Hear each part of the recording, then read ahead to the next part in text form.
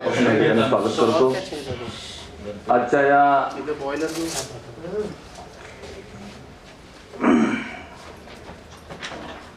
स्थायी समिती सभा दिनांक 18 एप्रिल 2026 रोजी सकाळी या ठिकाणी 11 वाजता होत असताना सर्व सभासदांचं मनापासून या ठिकाणी स्वागत करतो। रुपये 5 लाखापेक्षा विषय क्रमांक 1 रुपये 5 लाखापेक्षा जास्त परंतु 25 लाखापेक्षा कमी खर्चाच्या कामासंबंधी केलेल्या कराराबाबत आयुक्तांचे दिनांक 21/1/2026 चे पत्र क्रमांक नवी मुंबई महापालिका उद्यान 61/2024 अन्वये दप्तर या ठिकाणी मी दाखल करत आहे।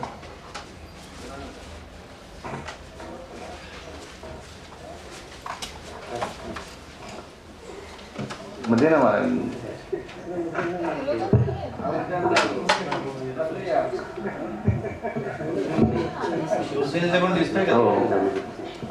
सदर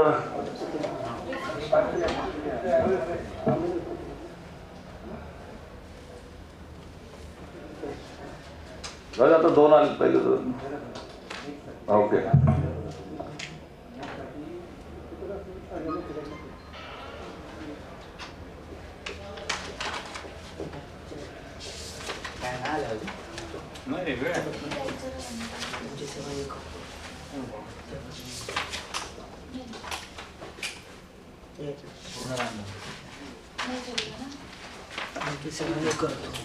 आवाज येते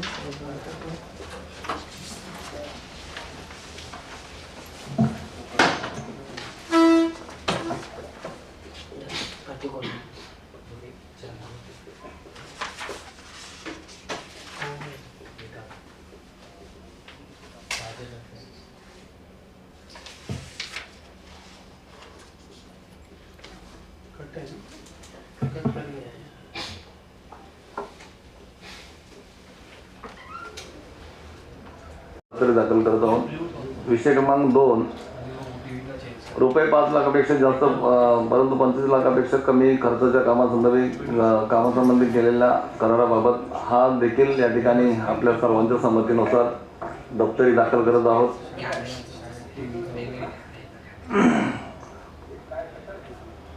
विषय क्रमांक 3 स्थायी समितीला अशी शिफारस करण्यात यावी की नवी मुंबई महानगरपालिकेमध्ये नव्याने नियुक्ती होणारे अधिकारी कर्मचारी तसेच शिक्षक व शिक्षिकेनंतर कर्मचारी यांना राष्ट्रीय निवृत्ती योजना नॅशनल पेन्शन स्कीम लागू करणे तसेच दिनांक 1/11/2005 रोजी किंवा त्यानंतर नवी मुंबई महानगरपालिकेच्या नियुक्त झालेले अधिकारी कर्मचारी तसेच शिक्षक व शिक्षकेतरानंतर कर्मचारी यांना लागू असलेली परिभाषित अंशदान निवृत्ती वेतन योजना डिफेंड कॉन्ट्रीब्युशन पेन्शन स्कीम केंद्र शासनाची राष्ट्रीय निवृत्ती वेतन योजना नॅशनल पेन्शन स्कीम मध्ये वर्ग करण्याबाबत या विषयासंदर्भात हा 3 नंबरचा विषय आहे। आपल्याला कोणाला याच्या संदर्भात काही बोलायचं असेल तर बोलू शकतो।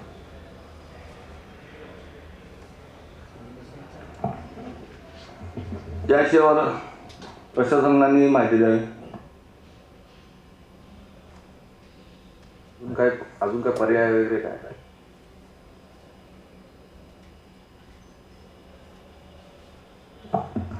सर्व सदस्यांना याविषयी आपण सविस्तर जरा माहिती देण्यात यावी।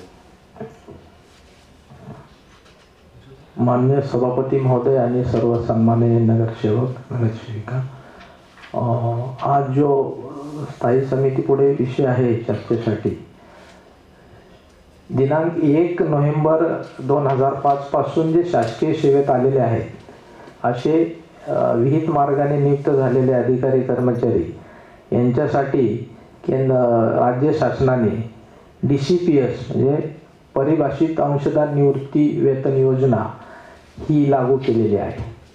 त्यानंतर त्याच्यामध्ये त्याच्या पूर्वीच्या अधिकारी कर्मचाऱ्यांना ही जुनी पेन्शन योजना आहे। याच्यामध्ये सुरुवातीला महानगरपालिकेचं अंशदान 10% आणि कर्मचाऱ्याचं अंशदान 10% असं हे होतं सुरुवातीला। नंतर वित्त विभागाने एक GR काढला की महापालिकेचं किंवा नियोक्त्याचं अंशदान जे आहे ते 14% करावं आणि एम्प्लॉईचं कॉन्ट्रीब्युशन हे 10%। तर सध्या त्याप्रमाणे कार्यवाही करतो आपण।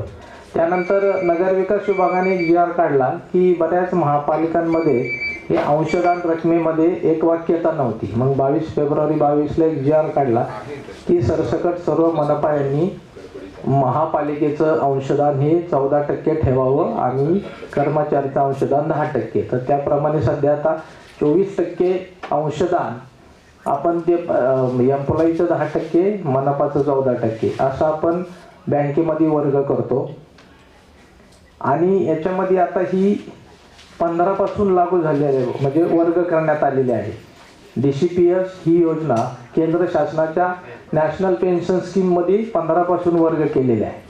त्यानुसार आपण आता यांचे जे सध्या आपल्याकडे अकाउंट आहेत हे अकाउंट NPS ट्रस्ट आहे किंवा त्याच्यामध्ये pension fund regulatory development authority आणि NSDL यांच्या सहकार्याने आपण ह्या एम्प्लॉईचं NPS ट्रस्ट सोबत करारनामा करायचा. त्यानंतर त्यांची नोंदणी करायची NSDL कडे. ती नोंदणी केल्यानंतर त्यांना परमनंट रिटायरमेंट अकाउंट नंबर देण्यात येणार आणि त्यानंतर मग ती त्यांचे खाते ओपन करून आता आपल्याकडे जी जमा रक्कम आहे सध्या हे कॉन्ट्रीब्युशन विविध बँकांमध्ये, राष्ट्रीयकृत बँकांमध्ये जमा केलं जातं FD स्वरूपात किंवा, तर त्याला इंटरेस्ट त्या त्या बँकेच्या याच्यानुसार सध्या मिळतो. याचा उद्देश जो आहे की हे 24% जे अंशदान जमा होणार आहे NPS मध्ये, तर त्याच्यामध्ये ती रक्कम NSDL कडून stock market, equity, bond market वगैरे याच्यामध्ये गुंतवली जाणार आहे. तर त्याच्यातून यांना एम्प्लॉईला परतावा म्हणजे ह्या आपल्या FD किंवा याच्यापेक्षा GPF पेक्षा PPF पेक्षा चांगल्या जास्त दराने मिळेल असा हा प्रस्ताव आहे.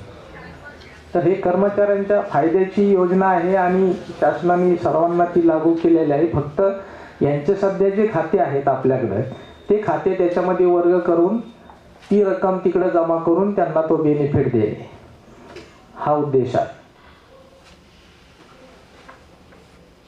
तर आपल्याकडे सध्या याच्यामध्ये DCPS योजना ज्यांना लागू आहे असे एकूण 1788 अधिकारी कर्मचारी आहेत. त्याच्यामध्ये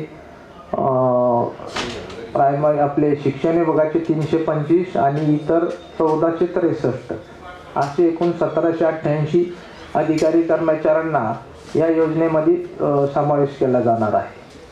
याच्यामध्ये आता मंथली एवढ्या सगळ्या एम्प्लॉईचं मंथली कॉन्ट्रीब्युशन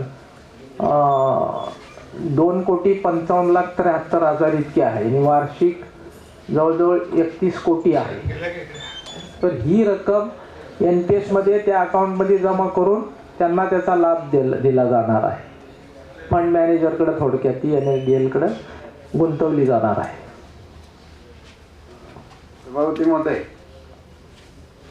या ठिकाणी ही जी DCPS मध्ये गेल्यानंतर आता ज्या कर्मचाऱ्याला तो हयात नसला तर त्याच्या वारसांना पेन्शन त्या ठिकाणी प्राप्त होत होती. याच्यामध्ये त्याचा अंतर्भाव आहे का? समजा एखाद कर्मचारी मृत्यू झाल्यानंतर त्याच्या वारसाला हे अंशदान भेटू शकेल का? ही तरतूद आहे का? याच्यामध्ये सर रिटायर होताना कर्मचाऱ्याच्या खात्यावर जी रक्कम जमा आहे त्याच्यापैकी त्याला 60% रक्कम काढता येण्याची तरतूद आहे आणि 40% रकमेतून त्याला पेन्शन चालू राहील. कर्मचाऱ्याचा मृत्यू झाला त्याच्यानंतर त्यांना फॅमिली पेन्शनची व्यवस्था आहे. त्याच्यामध्ये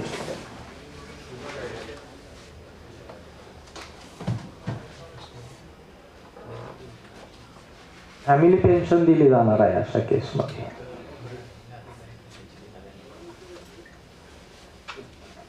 PF आणि याचा फरक आहे. प्रॉव्हिडंट फंड हे वेगळं हे आहे, त्याला इंटरेस्ट रेट वेगळा आहे, परंतु हे DCPSच्या बाबत आहे फक्त. कारण हे DCPS ज्यांना लागू झालं 1 नोव्हेंबर 5 पासून त्यांना ग्रॅच्युटी नाही, GPF नाही आणि त्यांचं कॉन्ट्रीब्युशन प्लस आपलं कॉन्ट्रीब्युशन अशी ही स्कीम आहे. तर त्यांना GPF वगैरे नाही आहे. म्हणजे प्रॉव्हिडंट फंड पण नाही म्हणजे त्या GR मध्येच आहे की त्यांना GPF नाही, ग्रॅच्युटी नाही. ह्या कॉन्ट्रीब्युशनमधून, दोन्ही कॉन्ट्रीब्युशनमधून त्यांना पेन्शन दिलं जाणार. कर्मचाऱ्यांना ह्या स्कीमच्या संदर्भामध्ये आपण अवगत केलेलं आहे का, किंवा त्यांची मान्यता या ठिकाणी घेतलेली आहे का? काहीतरी आता मी जुनं रेकॉर्ड पाहिलं, कर्मचाऱ्यांनी मागणी केली होती की शासनाने काहीतरी अभ्यास गट नेमला आहे, तोपर्यंत हे थांबव वगैरे, परंतु तसं काही पुढं त्याच्यानंतर काय त्या संदर्भातलं GR दिसत नाही. आणि त्याच्यानंतर म्हणजे हे अलीकडच्या 1-2 वर्षामध्ये तर काही कम्युनिकेशन नाही. ही गव्हर्नमेंटची SIP आहे, बरोबर आहे ना, शासनाची SIP आहे. 3 वर्ष कर्मचारी प्रतिनिधीशी बोललं पाहिजे.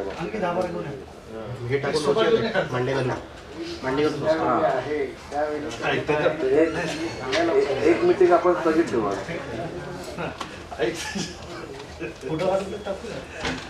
फोटो काढा आणि टाकू.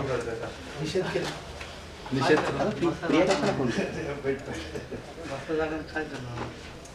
ते चायनाला असे बसतात. आपण चायनामध्ये आईला ते भांडी घालून बसले तरी तुला बाहेर चेक करतो.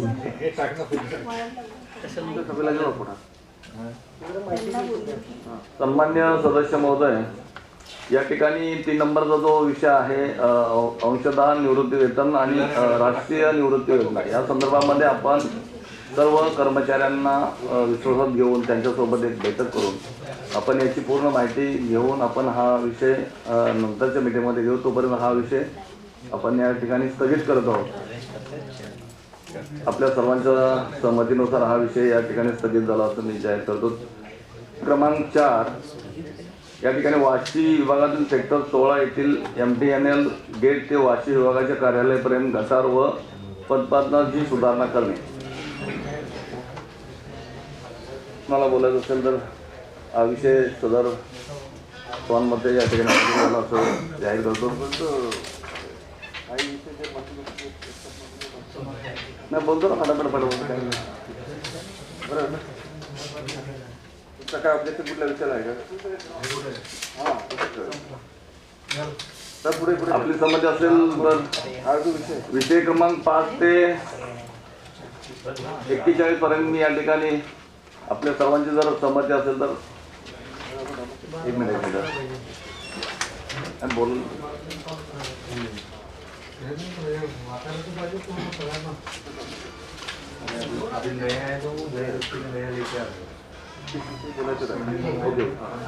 पण मंजुरी टाकून घेऊ.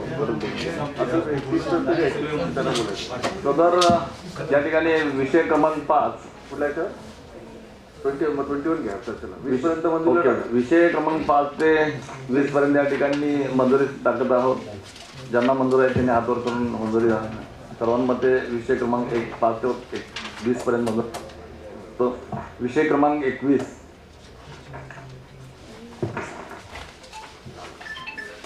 बेलापूर विभागातील महापौर निवास वातानुकूलित यंत्रणा बसवणे बंद. या संदर्भामध्ये कोणाला बोलायचं आहे?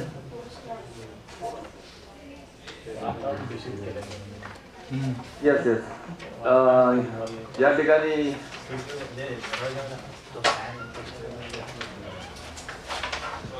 थोडं खुलासा करा.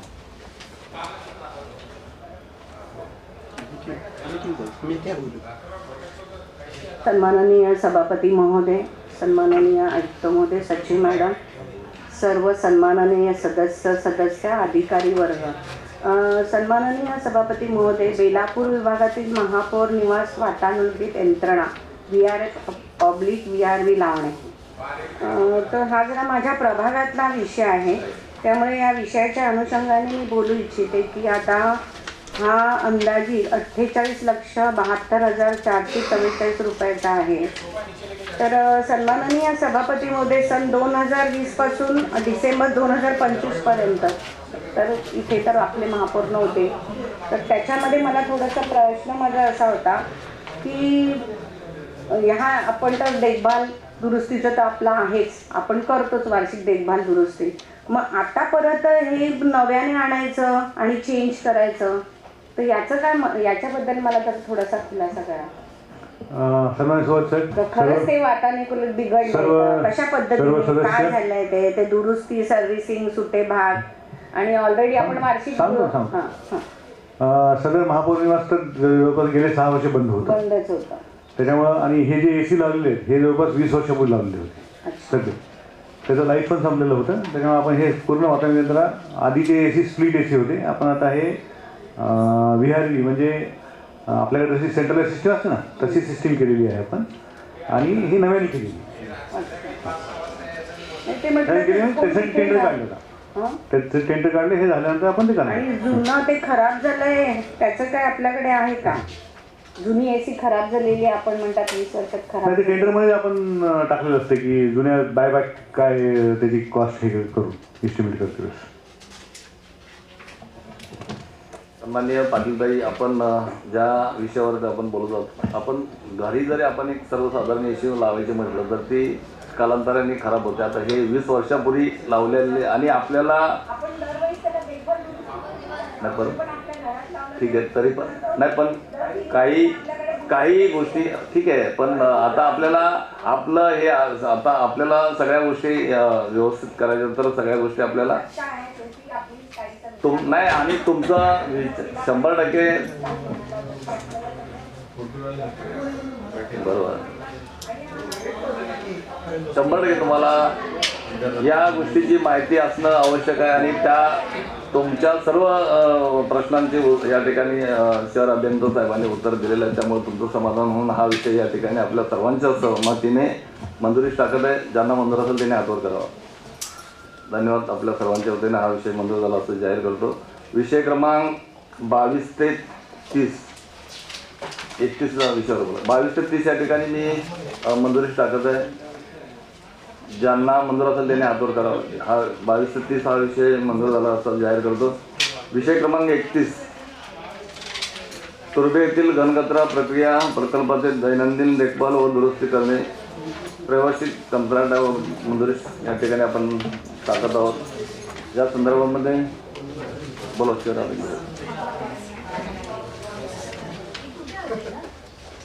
सन्मानित सदस्य सर्व सदस्य माननीय आयुक्त साहेब सर्व अधिकारी वर्ग तुर्भे येथील घनकचरा प्रक्रिया प्रकारचे दैनंदिन देखभाल दुरुस्ती करणे यावरचा हा प्रस्ताव असून हा प्रस्ताव आपण म्हणजे या 3 वर्षात टेंडर काढलेलं होतं. 2 वर्ष त्याचे संपलेले होते म्हणून आपण 6 महिने एक्सटेन्शनसाठी आपण हा प्रस्ताव आणलेला आहे. आता त्या ठिकाणी आपण कचऱ्यापासून गॅस निर्मिती करण्याचा नवीन निविदा दिलेली आहे. त्याचे कार्यवाही सुरू झालेले आहे. तर तो प्रकल्प म्हणजे सुरू होईपर्यंत आणि म्हणून आम्ही हा 6 महिन्याचा एक्सटेंड केला होता. पण तो प्रकल्प आता करारनामा आणि कार्यवाही झाल्यामुळं तो जेवढ्या लवकर सुरू होईल तर हे आपण 3 महिन्यात संपला तर 3 महिन्यापर्यंतच एक्सटेंड देऊ आपण. जिथपर्यंत चालू असेल तिथपर्यंत करू.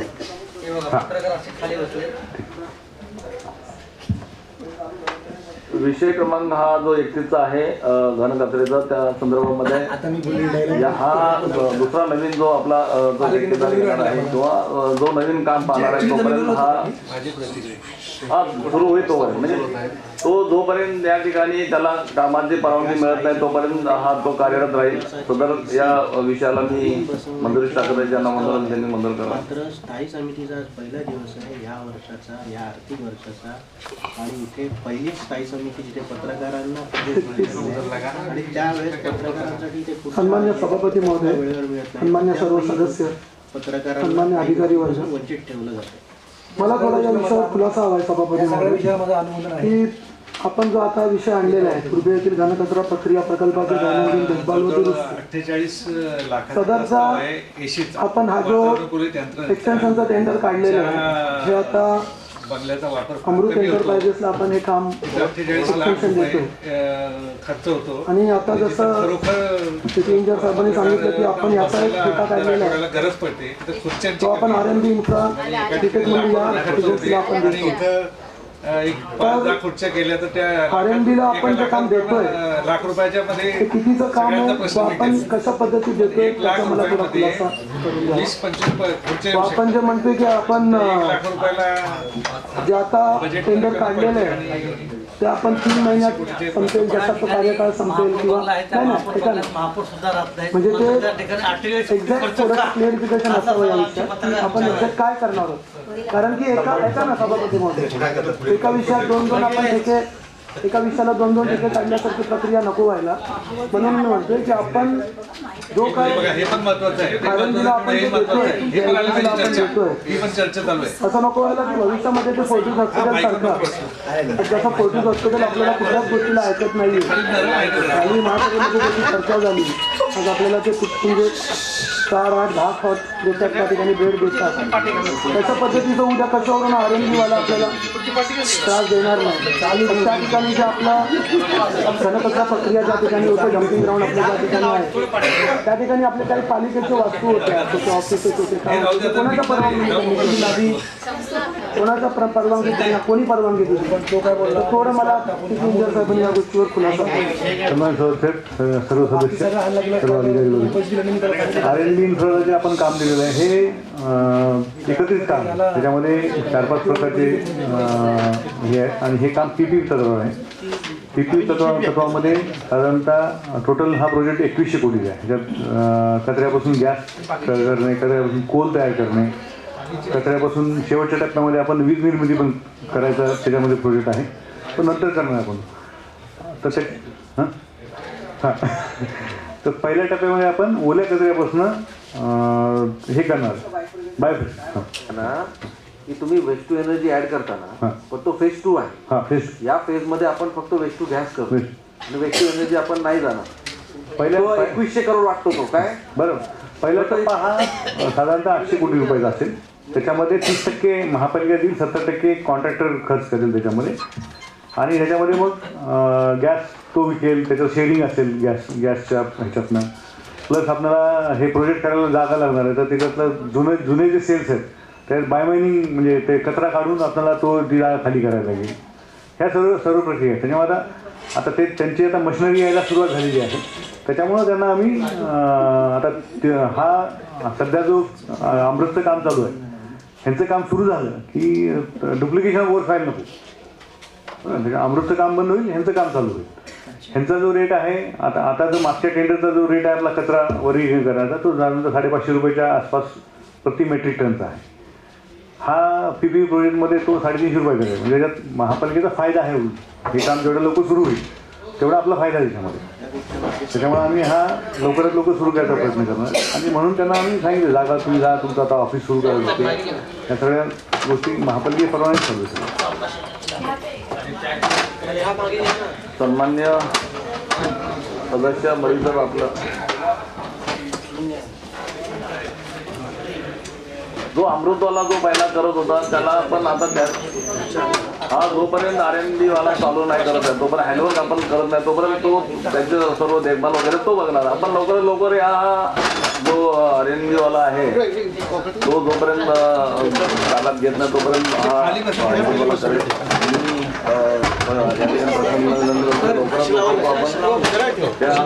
ह्या कंपनीला देण्यासाठी आपण सूचना देण्यात याव्या आणि हा विषय मंजूर झालेला आहे तरी सुद्धा आपण आपलं समाधान या ठिकाणी केलेलं आहे. 32 वाशी विभागातील सेक्टर 2 येथील रस्त्याचे डांबरीकरण या ठिकाणी विषय क्रमांक 32 ते 41 पर्यंत कोणाला बोलायचं असेल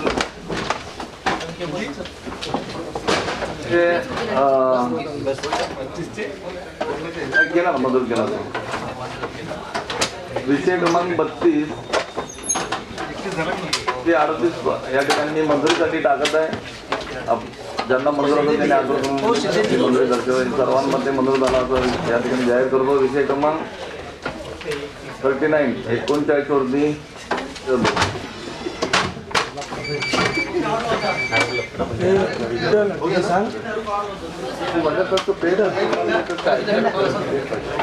अजेंडा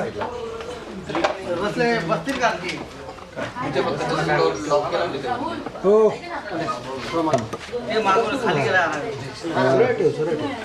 माननीय सभापती सर्व सदस्य हा जो प्रस्ताव ॲक्च्युली आणलेला आहे हा वंडरपार्कचं आता इथंच आहे. मध्ये मेजर रिपेअरिंग केलं होतं 2020 मध्ये 20 ते 23. त्याच्यानंतर हे सुरू झाल्यानंतर ऑपरेशनचा भाग होता ONMचा ऑपरेशन मेंटेनन्स वर्षाचं. हे आलं ना आता तर आपलं इंस्टा तर हे ऑपरेशन मेंटेनन्स संपल्यानंतर आपण नव्याने टेंडर काढले होते ऑपरेशन मेंटेनन्सचे, परंतु त्याला रिस्पॉन्स आला नाही. नंतर मग आपण त्याच्यावर PPP टेंडर काढले होते. PPP म्हणजे त्यांनी सगळं मेंटेनन्स करावं, कलेक्शन करावं आणि महापालिकेला काही पैसे द्यावे. तर ते टेंडर पण रिटेंडर झालं आणि रिटेंडर झाल्यानंतर आता नव्याने ते मध्ये टेंडर काढलं होतं, पण त्याचे PPP एक्सपर्टचे जेव्हा रिमार्क्स येते काही नवीन काही त्याच्यात शासनाकडनं परिपत्रक आलेले त्याच्यावरती निविदा फाईन झालेली नाही. पण हे आता जे आहे वाढीव खर्च फक्त तो ह्याचा आहे ऑपरेशन मेंटेनन्सचा आहे. काय चेंजेस इन्स्ट्रुमेंट काय चेंजेस नाही नाही मध्ये मधल्या हे टोटल जो प्रस्ताव होता ना ह्याच्या इन्स्ट्रुमेंट पण चेंज झाले, भरपूर रिपेअरिंग पण झालं त्याच्यामध्ये. आणि हा आता फक्त ONMसाठी प्रस्ताव आहे आणि टोटल खर्चामध्ये ज्यावेळेस ते रिपेअरिंग झालं त्यावेळेस त्याच्यात ONMचा भाग होता. ONM संपल्यामुळे ते परत आणलेलं आपण. ठीक आहे.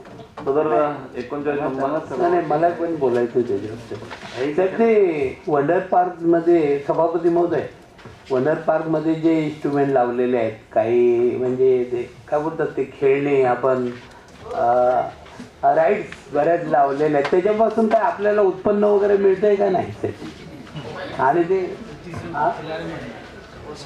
चार्जेस घेतात पण त्याचं उत्पन्न मिळून काय याच्यातून त्या उत्पन्नातून आपला खर्च भागतोय की आपल्याला पैसे टाकावे साधारणतः म्हणजे एक्झॅक्टली उत्पन्नाचा माझ्या आत्ता आकडा नाही आहे, पण साधारणतः उत्पन्न आणि त्याचा खर्च मेंटेनन्सचा खर्च आहे तो साधा इक्वल होतो. तो नंतर 5-5.5 करोड रुपये आपल्याला उत्पन्न मिळतं आहे आणि तेवढाच खर्च होता आपला.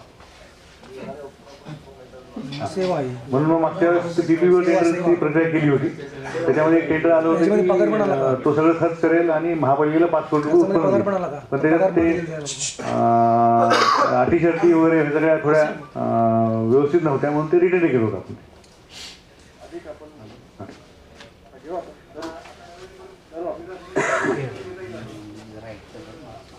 खर्च न करता महापालिकेला उत्पन्न मिळत असेल आणि चांगली सुविधा मिळणार 3 महिन्यात होणार आहे का? 3 महिन्यात होईल ना. हा परत नाहीतर टेंडर काढलेलं आहे, आता ते सगळं तपासणी करून मग मी समितीमध्ये आणतो.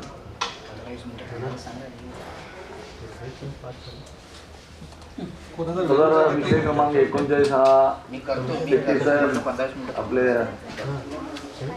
आमचे ज्येष्ठ महापौर साहेब JD सुतार साहेब आणि गौर साहेब यांच्या विचारानंतर शंकेनंतर निरसन करून या ठिकाणी हा विषय मंजुरीस टाकत आहे. सर्वांमध्ये हा विषय मंजूर झाला होतो. विषय क्रमांक 40 आणि 41 हा विषय मी या ठिकाणी कोणाला बोलायचं नसेल तर मंजुरीस टाकतो. सर्वांमध्ये हा विषय मंजूर झाला.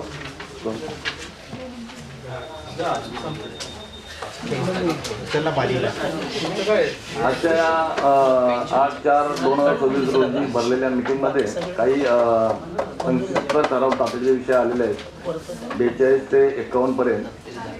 या ठिकाणी मी सर्वप्रथम मंजूर जी आहे ना चुकीची आहे. स्थायी समितीचा नियम काय आहे?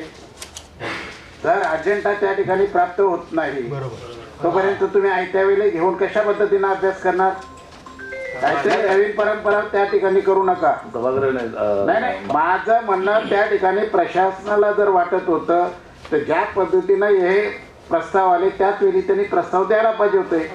एका हप्त्यामध्ये त्या ठिकाणी काही फरक पडणार नाही, पण ही तुम्ही सवय लावाल तर चुकीचं होईल. माझा त्याला हरकत आहे. मॅडम या ठिकाणी ज्या वेळेला आपण हा विषय आम्हाला वाचायला मिळाला नाही, अभ्यास करायला नाही, काही तातडीचा महत्वाचा असेल शहराच्या दृष्टिकोनातून या ठिकाणी महत्वपूर्ण मग तर आपण त्या ठिकाणी घ्यावं. परंतु आज हा अत्यंत तातडीचा होतो. आज आपण या ठिकाणी हे विषय या ठिकाणी आपण जे तातडी आलेले आहेत त्या आपण या ठिकाणी स्थगित करा. स्थगित ठेवू पुढच्या मिटिंगला घेऊ. परंतु अत्यावश्यक होते ते आले नाही इथं. या ठिकाणी कर्मचाऱ्याचा एक विषय आहे पगाराचा. ते असू द्या. तर खूप तुम्ही तातडीच्या विषयाची सवय लावू नका. नाही यापुढे कुठल्याही विषय संच मॅडम आपण कुठल्याही डिपार्टमेंटचा जरी विषय तातडी झाला तर आपण तातडीच्या बैठकीमध्ये विषय यापुढे घेण्यात येऊ नये आणि घेऊ नये.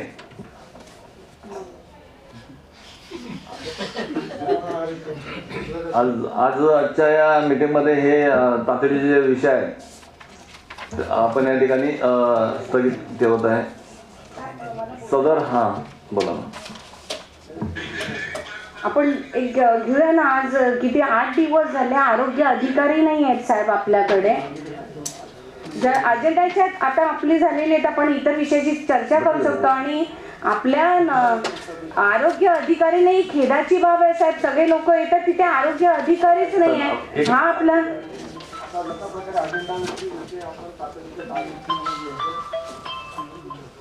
पण ही आरोग्याशी निगडीत आहे साहेब.